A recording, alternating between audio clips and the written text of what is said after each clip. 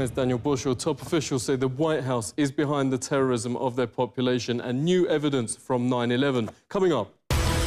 Whistleblowers leak U.S. talks with the head of Al-Qaeda. World Trade 7 is shown on Times Square. And the father of a Twin Towers victim tells us about being attacked by mainstream media.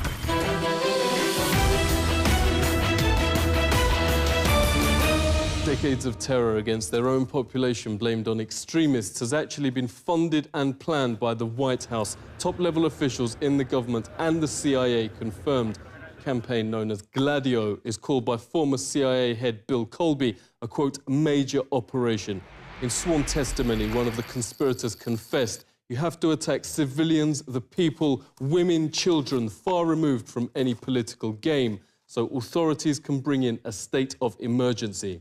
Dr. Daniele Ganser, author of NATO's Secret Armies, thanks very much indeed for coming on. So mainstream media don't report this, but it is now on the record and officially documented that decades of terror attacks against their own population are in fact organised by the CIA and the White House.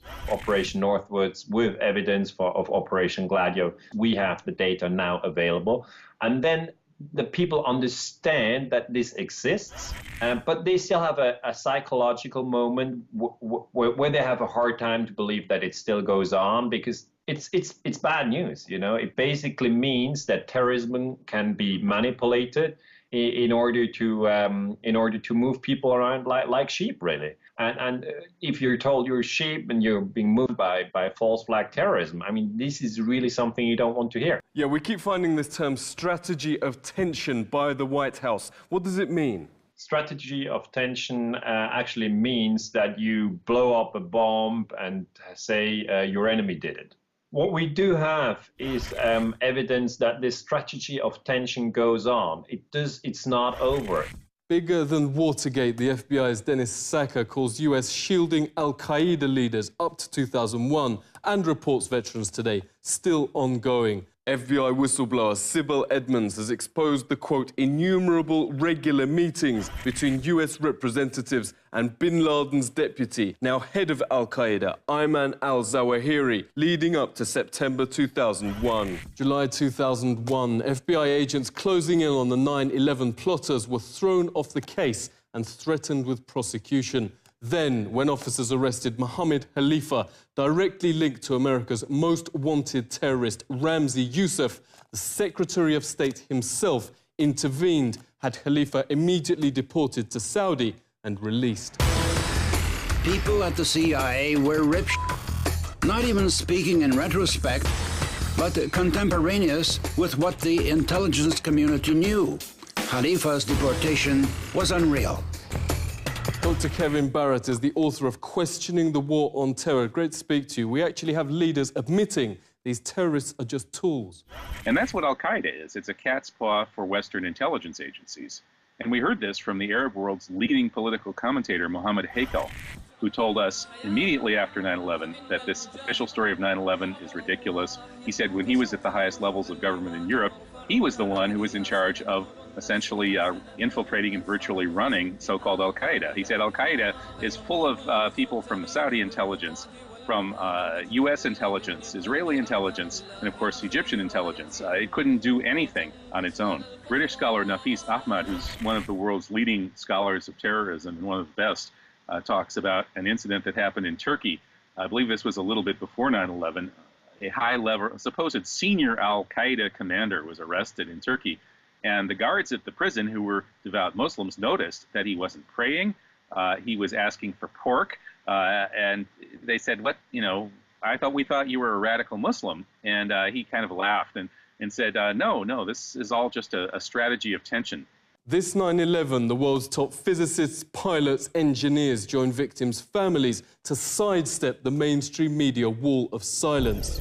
Huge billboards on Times Square and across the states confront the fact most Americans don't know a third giant tower on 9/11 wasn't even hit by a plane, yet somehow collapsed in free fall. At 5:20 p.m, World Trade 7 suddenly, neatly and symmetrically just folded like a pancake. This is high school physics. A building cannot do free fall with 40,000 tons of structural steel in its structural system without it being blown up. The government version is that office fires made all 84 steel columns break at the same time.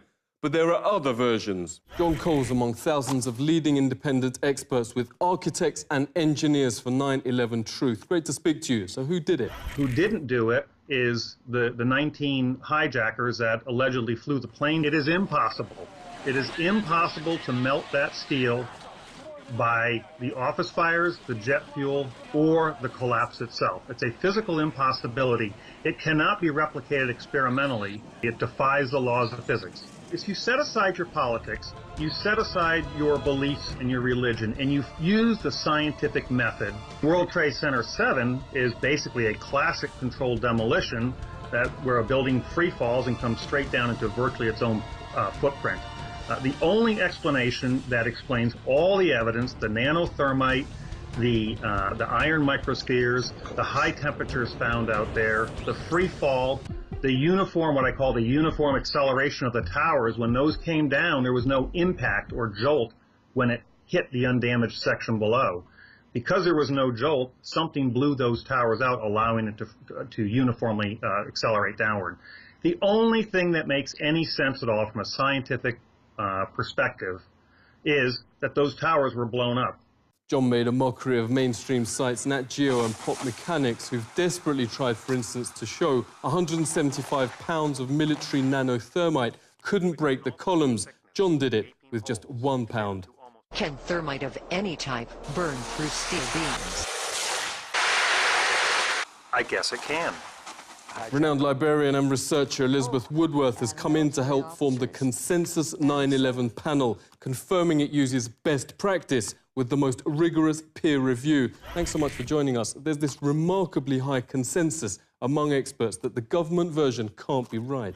We have some of the top experts in the field who've published in peer-reviewed scientific journals, and yet these scientific journals exist, like the Barrett study, but they're never covered in the media. If people knew about the research, they would find it compelling. Dr. Griffin has said that he's never heard of anybody who saw the evidence, became converted to this point of view, and then changed back.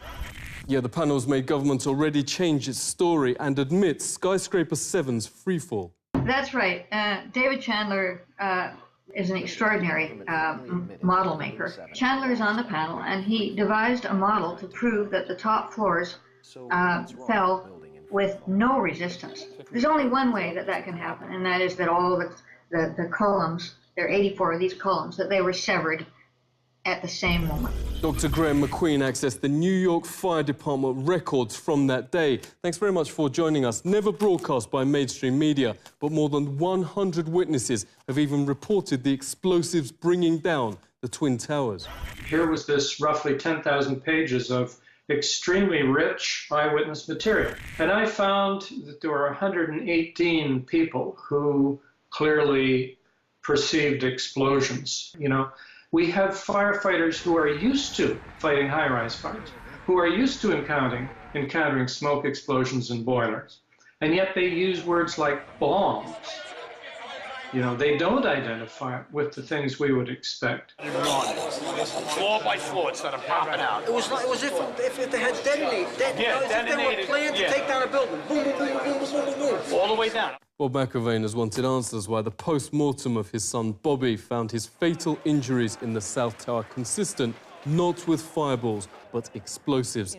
Yet mainstream host Rachel Maddow here recently sneered he's not only a conspiracy theorist for asking questions, but also attempted to connect him to violence and Al-Qaeda. All of these nefarious conspiracies about government plots to kill and conspire and lie about it and cover up the real truth. I mean, this stuff is as ridiculous as it has ever been, but it is as ridiculous as it is dangerous.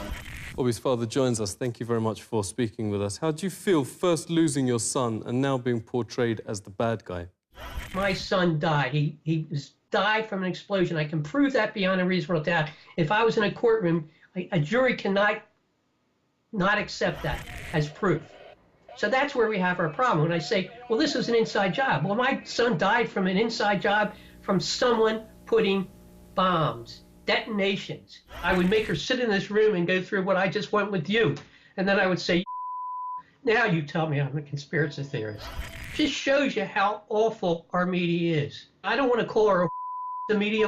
She makes over $1 million, and they tell her what to say. One newspaper reporter, and is from the Philadelphia area, was very upfront with me. She said, you know, Bob, she says, as a reporter, I am the problem because we will lose our jobs. If I take that, just that little bit you just said, to the editor, he will crush it.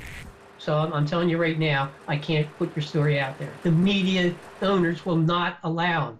The press would not cover it, just that, because it put a little doubt in people's minds. Yeah, who do you blame for all this? The people of the United States are just as much to blame because they just want to believe that we are good people. We are an exceptional country. But this is what governments do. You know, it's very Machiavellian. Now we have an endless war on terror. I know what these people in Iraq, I know what these people in Syria, I know what these people in Libya, Afghanistan we're going through because they're all losing children.